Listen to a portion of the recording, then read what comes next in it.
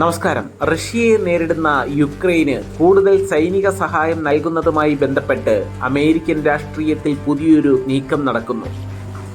American ആയുധപ്പുരയിലെ ഏറ്റവും ശക്തമായ ആയുധങ്ങളിലൊന്നായ ടോമോഹോക്ക് cruise മിസൈലുകൾ യുക്രൈന് കൈമാറാൻ US പ്രസിഡന്റ് ഡൊണാൾഡ് ട്രംപ് പദ്ധതിയിടുന്നതായിട്ടാണ് ഏറ്റവും പുതിയ റിപ്പോർട്ടുകൾ. ഈ നീക്കം യാഥാർത്ഥ്യമായാൽ യുക്രൈൻ റഷ്യ യുദ്ധത്തിന്റെ ഗതി തന്നെ മാറിമറിയാൻ സാധ്യതയുണ്ട്. ഡൊണാൾഡ് ട്രംപിന്റെ അടുത്ത വൃത്തങ്ങൾ നൽകുന്ന സൂചനകൾ അനുസരിച്ച് റഷ്യൻ സൈന്യത്തിനെതിരെ ശക്തമായ തിരിച്ചടി നൽകാൻ കഴിവുള്ള ടോമോഹോക്ക് മിസൈലുകൾ യുക്രൈന് നൽകുന്നതിനെക്കുറിച്ച് ട്രംപ് ഗൗരവമായി ആലോചിക്കുന്നുണ്ട്. അമേരിക്കൻ സൈന്യത്തിന്റെ വജ്രായുധം എന്നറിയപ്പെടുന്ന ഈ മിസൈലുകൾ ദീർഘദൂര ലക്ഷ്യങ്ങളെ അതീവ കൃത്യതയോടെ തകർക്കാൻ കഴിവുള്ളവയാണ്. 1600 കിലോമീറ്ററിലധികം ദൂരപരിധിയുള്ള ഈ മിസൈലുകൾക്ക് റഷ്യൻ അതിർത്തിക്കുള്ളിലെ നിർണായക ലക്ഷ്യങ്ങളെ വരെ ആക്രമിക്കാനുള്ള ശേഷിയുണ്ട്.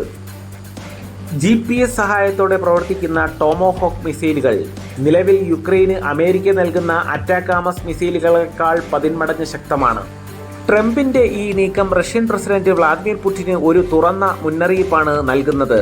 യുക്രൈന് ടോമോഹോക്ക് ലഭിച്ചാൽ റഷ്യയുടെ കരിങ്കടൽ കപ്പൽ വ്യൂഹങ്ങൾ, ക്രിമിയയിലെ സൈനിക കേന്ദ്രങ്ങൾ എല്ലാം യുക്രൈന്റെ ആക്രമണ പരിധിയിലാകും.